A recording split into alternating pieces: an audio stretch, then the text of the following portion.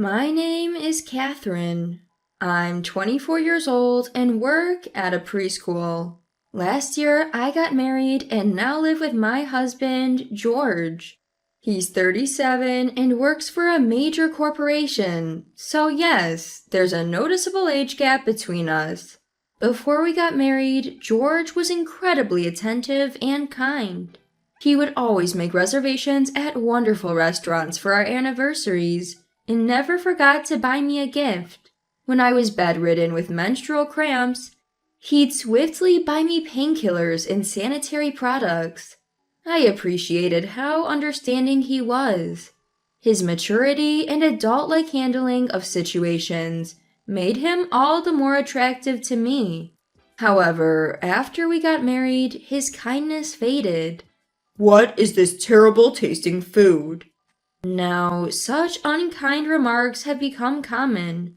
Before, he would always compliment even my mediocre cooking, but after marriage, he complains about whatever I make. He'd leave my food untouched and start eating food he'd picked up from a convenience store. But I followed the recipe. I think it tastes good. Reacting or replying back would be a major problem. If I showed even a hint of resistance, he wouldn't physically harm me, but he'd yell for hours on end. No matter how much I'd apologize, he'd keep shouting until suddenly it's morning. When this happens, it affects my job, so I've given up on talking back. This is the uneasy piece we've managed to maintain. I'm sorry, I'll cook better next time. Next time? When is that? You're so incapable. Don't you have any self-awareness as a wife? I'm sorry. No matter what he says, all I can do is apologize. I believe this is what you would call harassment. People often say you should see the true nature of your partner before marriage, but I failed at that. He used to be so kind. It was too hard to see this coming. His words hurt me daily, but I couldn't entirely give up, hoping he'd return to the way he was before. I couldn't get away from my husband because of these struggles. Then, as if to add insult to injury, I got news from my mom. She had been undergoing cancer treatment for a while, but unfortunately, it spread. It seems there wasn't much more they could do. The doctors gave her a year to live. I was blindsided and devastated. My parents' home is only about an hour drive from where my husband and I live, so I decided to visit my mom as much as possible. My husband didn't seem too happy about it. Every time I'd mention going to see my mom, he'd complain. You're neglecting our home to see your mother. What are you thinking? Mom's only got a year left, you know. I want to spend as much time with her as possible, so I don't have regrets. You think you're being a good daughter? You barely earn anything and can't even do the basics right. That's a bit harsh, don't you think? What's that? Got a problem? We live in this nice house because I'm the one earning the money. We lived in a house bought under my husband's name. Yes, he earned more than I did, but we couldn't buy the house outright, so we took out a mortgage. Before we got married, I offered to help with the mortgage payments. Back then, he sweetly insisted he'd handle it. Look at where that got us now. I might earn less, but I can help with the mortgage too. This house is under my name. It's my house. I knew arguing was pointless, so as usual, I just said, I'm sorry. When I apologize, he looks pleased, which I think is the safest way to handle things. After hearing about my mother's condition, I began visiting her more frequently. To not upset my husband further, I made sure to finish all the housework before heading to my parents. Sure, he'd complain, but I'd never talk back. I'd just keep apologizing. I didn't want to risk being banned from seeing my mom. Even after a tiring day, hearing my mother's voice would lift my spirits. Thank you for always coming over. It's nothing. I want to see you. Oh, what if we go on a trip, Mom? I want us to make memories. Oh, that sounds lovely. I agree too. We'll find somewhere close so it won't be too much for Mom. How about we go on your upcoming birthday, Mom? That sounds perfect. I'm all for it. I'm so happy. It'll be the best birthday. Seeing my mother's joyous smile, I felt happiness swell within me too. Her birthday was in 2 months. I decided to start planning for it. On my way home, a particular worry weighed on my mind. How to tell my husband about this trip. Every time I go out with friends, I had to report back to him. He would even send multiple emails during my outings, demanding I show him photos of what I was up to. If I ignored him, it led to problems when I got home, so I reluctantly complied. My friends noticed my desperation to take pictures and felt something was off. Isn't that harassment? Harassment? Yeah, being verbally abused, being overly controlled, just like what you're going through. It was then that I realized I was indeed being harassed by my husband. Although knowing didn't change the situation, I read online that it's essential to keep evidence. Since then, I've kept his excessive emails, recordings of his abusive words, and even a diary. I have to report every plan with friends to him. But this time, it's a family trip. Surely he wouldn't control that too. Besides, I've told him about my mother's declining health, so he should understand. You visited your mother again. Don't you ever get tired of that? Today, we talked about going on a trip for Mom's birthday. It might be the last one, so we're planning to go. When I told him this, his face immediately soured. A trip? I didn't hear about this. We discussed it with the family today. I never gave permission for that. It's for Mom. She's looking forward to it. I want to make memories with the family. My husband, clearly irritated, listened to my reasoning, but then a nasty grin crept onto his face. So, when is this trip? Just 2 months from today. I've mostly decided on the hotel. I just need to make the reservations. Wow, in 2 months? Then I guess we can't go. Why not? With a mischievous grin, my husband started fiddling with his cell phone. A few minutes later, he showed me the screen of his phone, leaving me bewildered. Look, this is an email from my sister. She's getting married on that day. I've already replied that we'd attend. We can't back out now. A wedding? I don't remember hearing about that. I told you before. You just weren't listening. Anyway, no trip. We're going to my sister's wedding. If you don't like it, let's get divorced. You can't be serious. I had no idea a wedding invitation had arrived. My husband never checks the mail. I always sorted the mail, yet I hadn't noticed that invitation. It's hard to believe I would overlook that. It felt odd that my husband would reply to the invitation himself without consulting me. Seeing my disappointment, my husband looked quite pleased. Growing suspicious of him, I decided to secretly check with my mother-in-law, Mary. Hello, is this Mary? There's something I'd like to confirm. Catherine, what's up? I inquired about the sister-in-law who lives with my in-laws.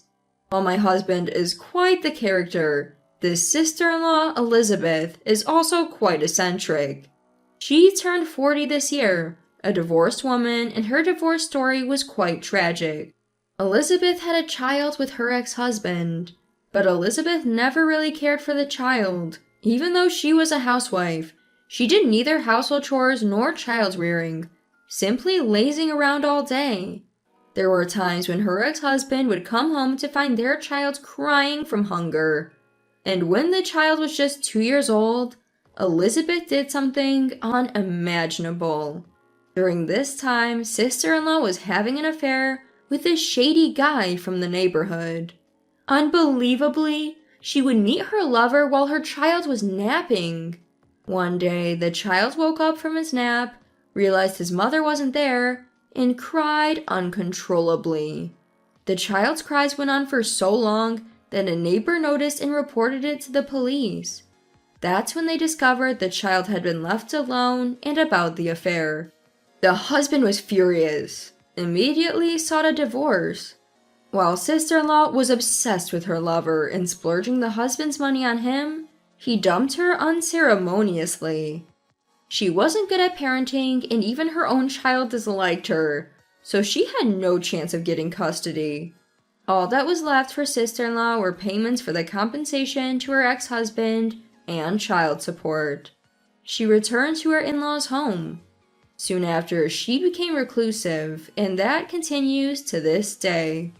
So, it was surprising to think that sister-in-law, who barely goes outside, would get remarried. Is it true Elizabeth is getting married? To my question, mother-in-law looked shocked. What? I never heard that. She doesn't even bathe or go out.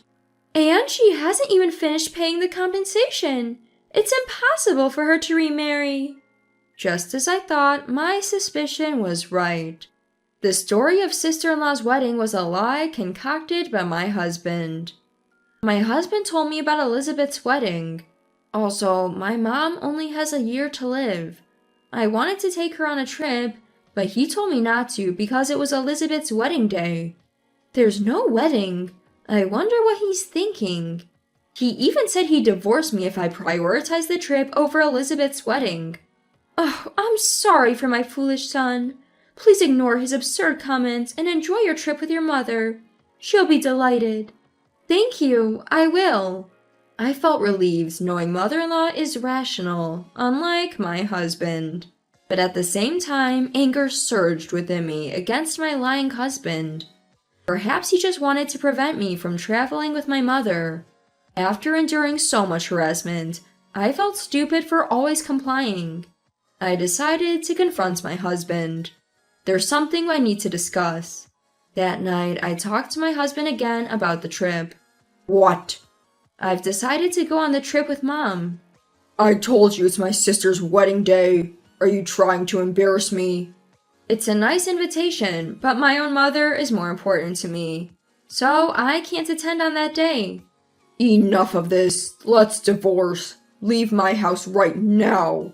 My husband suddenly began to shout, his face distorted in rage. Probably because for the first time, I had resisted and didn't obey him. He started flinging things, like the TV remote and books nearby.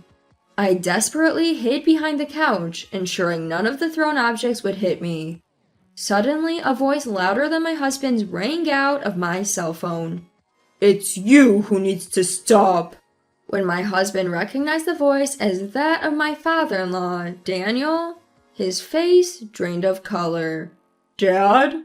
I've heard it all. A lie about your sister's wedding, threatening Catherine's with such deceit and resorting to violence. Unforgivable. I'm on my way. If you harm Catherine in any way, you won't get away with it. George, upon hearing his father's words, looked completely defeated and crumpled to the floor. He then began to mutter to himself in a hushed tone, This is bad. No, it's not my fault. They're misunderstanding. I didn't do anything wrong.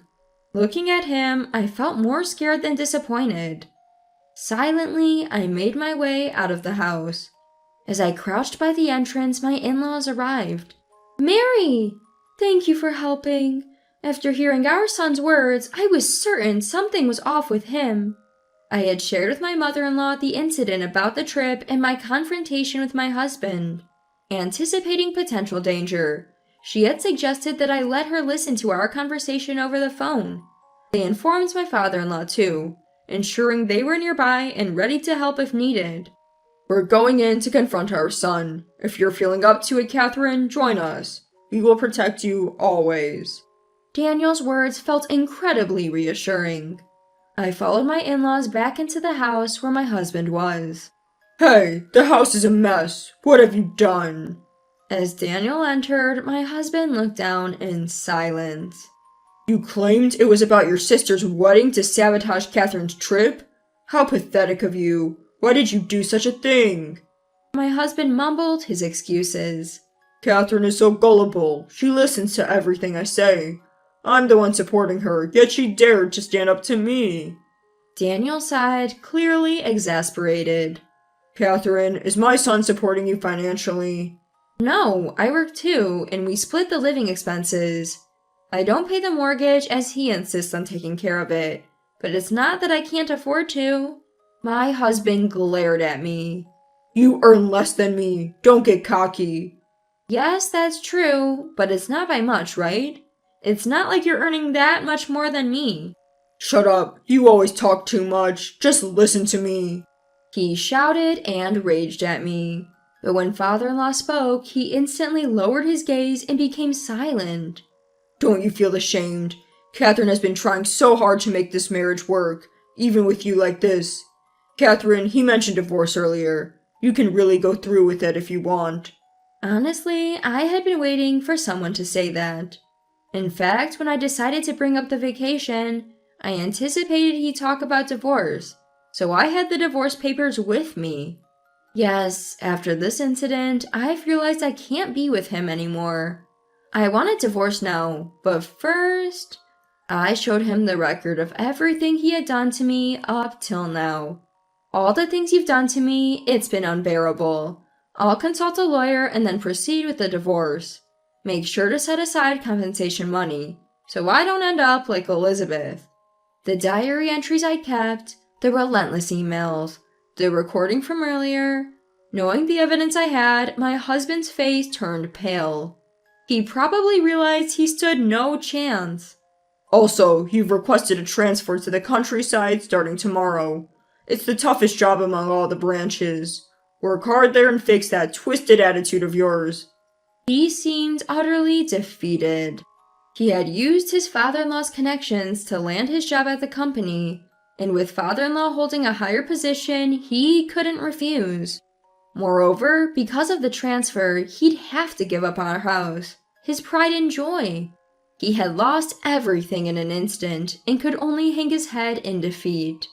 I packed my things that same day and decided to temporarily stay at my in-laws' place. If I suddenly took my belongings and went home, my mother would find out about the divorce. I never wanted her to worry at the last minute, so I never told her about the divorce. Then came my mom's birthday. For this special occasion, we went to the Grand Canyon, a place brimming with nature, to help her rejuvenate. Turns out she visited this place when she was pregnant with me. I remember this place. When I was pregnant with Catherine, every time I dip into a jacuzzi, she'd give me a little tap from inside, like a gentle knock. Seeing my mom reminisce with such joy made me emotional. Look at how you've grown. Thank you for coming into our lives, Catherine.